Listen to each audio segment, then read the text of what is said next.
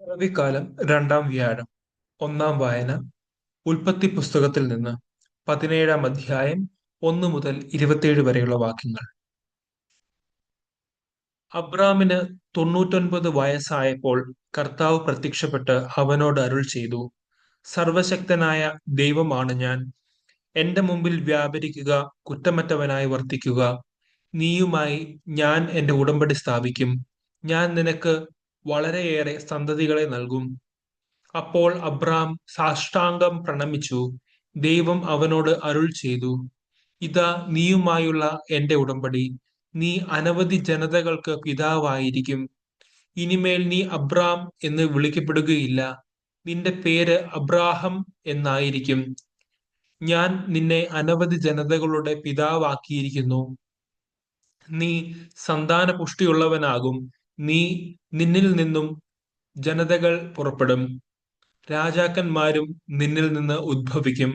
ഞാനും നീയും നിനക്ക് ശേഷം നിന്റെ സന്തതികളും തമ്മിൽ തലമുറകൾ തലമുറയായി എന്നേക്കും ഞാൻ എന്റെ ഉടമ്പടി സ്ഥാപിക്കും. ഞാൻ എന്നേക്കും നിനക്കും നിന്റെ സന്തതികൾക്കും ദൈവമായിരിക്കും.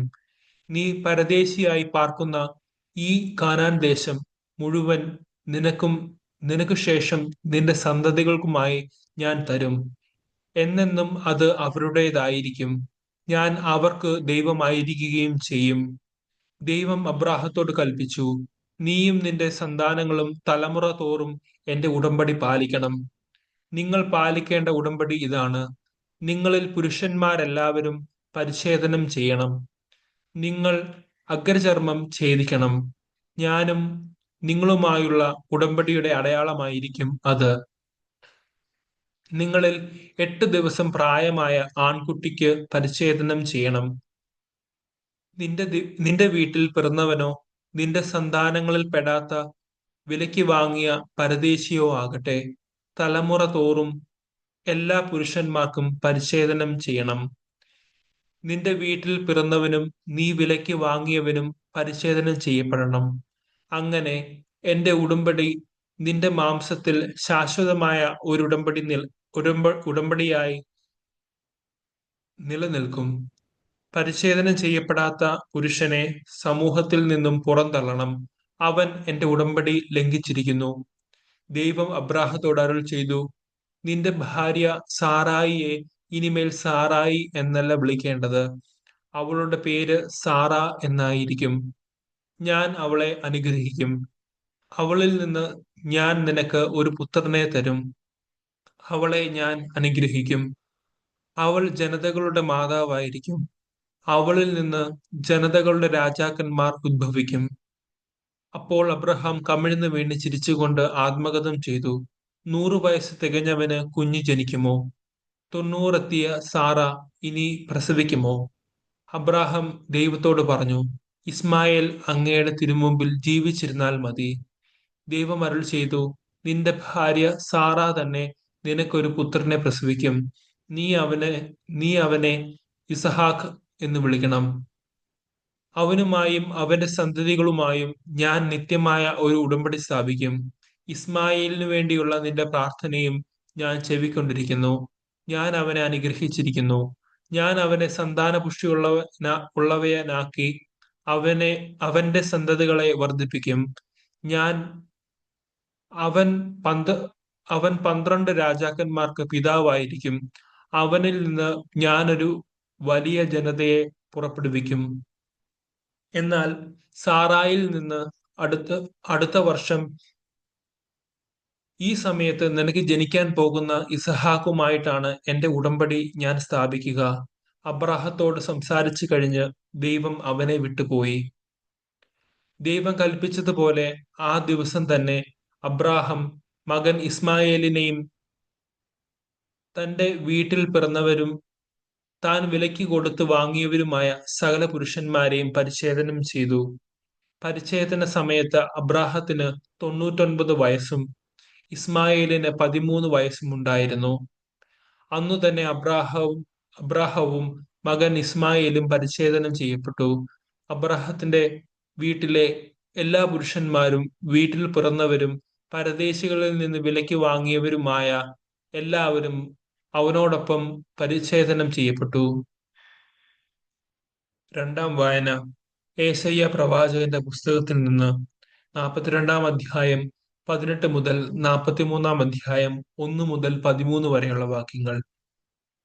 ബധിരരെ കേൾക്കുവിൻ, അന്ധരെ നോക്കിക്കാണുവിൻ. എന്റെ ദാസനല്ലാതെ ആരുണ്ട് കുരുടനായി? ഞാൻ അയക്കുന്ന ദൂതനെ പോലെ ബധിരൻ ആരുണ്ട്? എന്റെ വിശ്വസ്തനെ പോലെ, കർത്താവിന്റെ ദാസനെ പോലെ കുരുടനായി ആരുണ്ട്? അവൻ കണ്ടിട്ടും കാണുന്നില്ല, കേട്ടിട്ടും കേൾക്കുന്നില്ല. കർത്താവ് തന്റെ നീതിയെ പ്രതി നിയമത്തെ ഉത്കൃഷ്ടമാക്കാനും മഹത്വപ്പെടുത്താനും പ്രീതി കാണിച്ചു. എന്നാൽ മോഷണത്തിനും കവർച്ചയ്ക്കും അധീനമായ ഒരു ജനമാണിത്. അവർ ഗുഹകളിൽ കുടുങ്ങുകയും കാരാഗൃഹത്തിൽ അടയ്ക്കപ്പെടുകയും ചെയ്തു. രക്ഷിക്കാൻ ആരുമില്ലാതെ അവർ ശത്രുക്കൾക്ക് ഇരയായി തീർന്നു. തിരിച്ചു കൊടുക്കുക എന്ന് പറയാൻ ആരുമില്ലാതെ അവർ കൊള്ള ചെയ്യപ്പെട്ടു. ഇതിന് ചെവി കൊടുക്കുകയും ഭാവിയിലേക്ക് ചെവിയോർത്തിരിക്കുകയും ചെയ്യാൻ നിങ്ങളിൽ ആരുണ്ട്? യാക്കോബിനെ കൊള്ളക്കാർക്കും ഇസ്രായേലിനെ കവർച്ചക്കാർക്കും വിട്ടുകൊടുത്തത് ആരാണ്? കർത്താവ് തന്നെയല്ലേ? നാം അവിടുത്തേക്കെതിരെ പാപം ചെയ്തു. അവിടുത്തെ മാർഗത്തിൽ അവർ ചരിച്ചില്ല, അവിടുത്തെ നിയമങ്ങൾ അനുസരിച്ചില്ല. ആകയാൽ അവിടുന്ന് തന്റെ കോപാഗ്നിയും യുദ്ധവീര്യവും യാക്കോബിന്റെ മേൽ വർഷിച്ചു. അതു ചുറ്റും ആളിപ്പടർന്നിട്ടും അവർ പഠിച്ചില്ല. പൊള്ളലേറ്റിട്ടും അവന് ഉള്ളിൽ തട്ടിയില്ല. യാക്കോബെ, നിന്നെ സൃഷ്ടിക്കുകയും ഇസ്രായേലെ, നിന്നെ രൂപപ്പെടുത്തുകയും ചെയ്ത കർത്താവ് അരുൾ ചെയ്യുന്നു: ഭയപ്പെടേണ്ട, ഞാൻ നിന്നെ രക്ഷിച്ചിരിക്കുന്നു. നിന്നെ പേര് ചൊല്ലി വിളിച്ചിരിക്കുന്നു, നീ എന്റേതാണ്. സമുദ്രത്തിലൂടെ കടന്നു പോകുമ്പോൾ ഞാൻ നിന്നോട് കൂടെ ഉണ്ടായിരിക്കും. നദികൾ കടക്കുമ്പോൾ അത് നിന്നെ മുക്കിക്കളയുകയില്ല.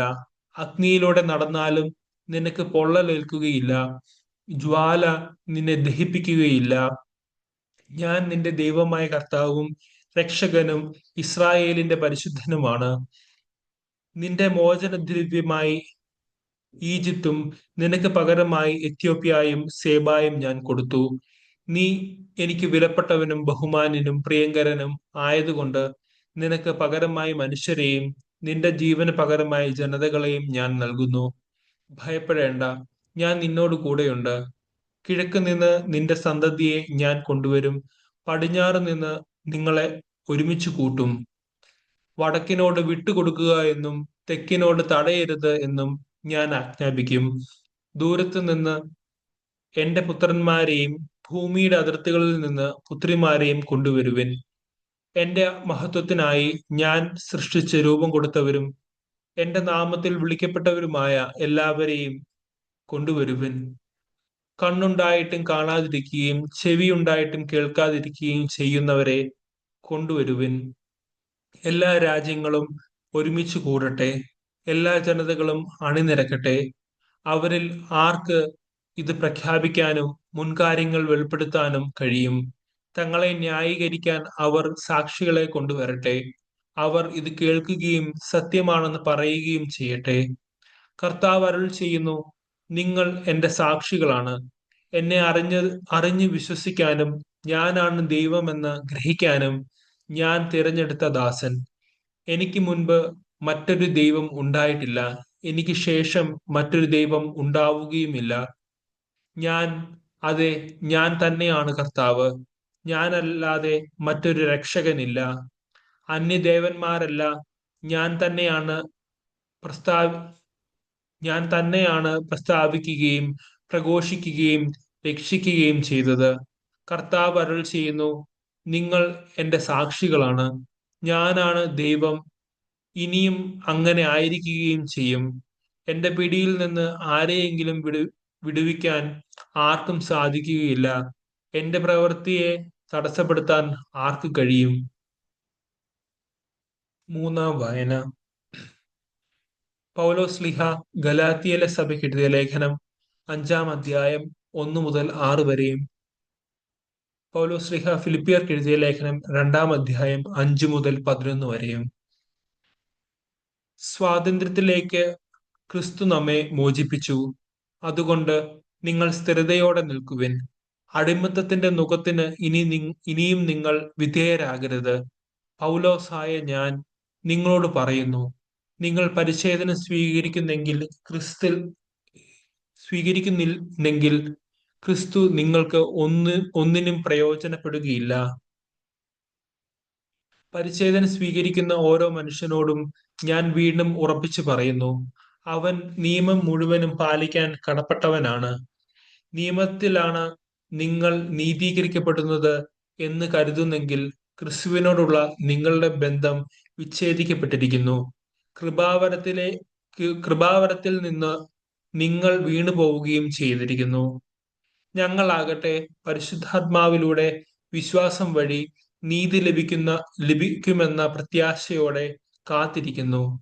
എന്തെന്നാൽ യേശു ക്രിസ്തുവിൽ വിശ്വസിക്കുന്നവർക്ക് പരിച്ഛേദനമോ അപരിച്ഛേദനമോ കാര്യമല്ല. സ്നേഹത്തിലൂടെ പ്രവർത്തനനിരതമായ വിശ്വാസമാണ് സുപ്രധാനം. യേശു ക്രിസ്തുവിനുണ്ടായിരുന്ന ഈ മനോഭാവം നിങ്ങളിലും ഉണ്ടാകട്ടെ. ദൈവത്തിന്റെ രൂപത്തിലായിരുന്നെങ്കിലും അവൻ ദൈവവുമായുള്ള സമാനത നിലനിർത്തേണ്ട ഒരു കാര്യമായി പരിഗണിച്ചില്ല. തന്നെ ശൂന്യനാക്കിക്കൊണ്ട് ദാസന്റെ രൂപം സ്വീകരിച്ച് മനുഷ്യരുടെ സാദൃശ്യത്തിലായി തീർന്ന് ആകൃതിയിൽ മനുഷ്യനെ പോലെ കാണപ്പെട്ടു. മരണം വരെ, അതെ, കുരിശുമരണം വരെ അനുസരണമുള്ളവനായി തന്നെ താഴ്ത്തി. ആകയാൽ ദൈവം അവനെ അത്യധികം ഉയർത്തി എല്ലാ നാമങ്ങൾക്കും ഉപരിയായ നാമം നൽകുകയും ചെയ്തു. ഇത് യേശുവിന്റെ നാമത്തിന് മുൻപിൽ സ്വർഗത്തിലും ഭൂമിയിലും പാതാളത്തിലുമുള്ള സകലരും മുട്ടുകൾ മടക്കുന്നതിനും യേശുക്രിസ്തു കർത്താവാണെന്ന് പിതാവായ ദൈവത്തിന്റെ മഹത്വത്തിനായി എല്ലാ നാവുകളും ഏറ്റുപറയുന്നതിനും വേണ്ടിയാണ്. സുവിശേഷ വായന. വിശുദ്ധ മത്തായി എഴുതിയ സുവിശേഷം 1-ാം അധ്യായം 18 മുതൽ 25 വരെയും വിശുദ്ധ ലൂക്ക എഴുതിയ സുവിശേഷം 2-ാം അധ്യായം 21. യേശു ക്രിസ്തുവിന്റെ ജനനം ഇപ്രകാരമായിരുന്നു. അവന്റെ മാതാവായ മറിയവും ജോസഫും തമ്മിലുള്ള വിവാഹ നിശ്ചയം കഴിഞ്ഞിരിക്കെ അവർ സഹവസിക്കുന്നതിനു മുമ്പ് പരിശുദ്ധാത്മാവിനാൽ ഗർഭിണിയായി കാണപ്പെട്ടു. അവളുടെ ഭർത്താവായ ജോസഫ് നീതിമാനാകിയാലും അവളെ അപമാനിതയാക്കാൻ ഇഷ്ടപ്പെടായികയാലും അവളെ രഹസ്യമായി ഉപേക്ഷിക്കാൻ തീരുമാനിച്ചു. അവൻ ഇതേക്കുറിച്ച് ആലോചിച്ചു കൊണ്ടിരിക്കെ കർത്താവിന്റെ ദൂതൻ സ്വപ്നത്തിൽ പ്രത്യക്ഷപ്പെട്ട് അവനോട് പറഞ്ഞു, ദാവീദിന്റെ പുത്രനായ ജോസഫ്, മറിയത്തെ ഭാര്യയായി സ്വീകരിക്കാൻ ശങ്കിക്കേണ്ട. അവൾ ഗർഭം ധരിച്ചിരിക്കുന്നത് പരിശുദ്ധാത്മാവിൽ നിന്നാണ്. അവൾ ഒരു പുത്രനെ പ്രസവിക്കും. നീ അവന് യേശു എന്ന് പേരിടണം. എന്തെന്നാൽ അവൻ തന്റെ ജനത്തെ അവരുടെ പാപങ്ങളിൽ നിന്ന് മോചിപ്പിക്കും. കന്യക ഗർഭം ധരിച്ച് ഒരു പുത്രനെ പ്രസവിക്കും. ദൈവം നമ്മോടുകൂടെ എന്നർത്ഥമുള്ള ഇമ്മാനുവേൽ എന്ന് അവൻ വിളിക്കപ്പെടും എന്ന് കർത്താവ് പ്രവാചകൻ മുഖേന അരുൾ ചെയ്തത് പൂർത്തിയാകാൻ വേണ്ടിയാണ് ഇതെല്ലാം സംഭവിച്ചത്. ജോസഫ് നിദ്രയിൽ നിന്നുണർന്ന് കർത്താവിന്റെ ദൂതൻ കൽപ്പിച്ചതുപോലെ പ്രവർത്തിച്ചു. അവൻ തന്റെ ഭാര്യയെ സ്വീകരിച്ചു. പുത്രനെ പ്രസവിക്കുന്നതുവരെ അവളെ അവൻ അറിഞ്ഞില്ല. അവൻ ശിശുവിന് യേശു എന്ന് പേരിട്ടു. ശിശുവിന്റെ പരിച്ഛേദനത്തിനുള്ള 8-ാം ദിവസമായപ്പോൾ അവൻ ഗർഭത്തിൽ ഉരുവാകുന്നതിന് മുമ്പ് ദൂതൻ നിർദ്ദേശിച്ചിരുന്ന യേശു എന്ന പേര് അവന് നൽകി. നമ്മുടെ കർത്താവായ മിശിഹായ്ക്ക് സ്തുതി.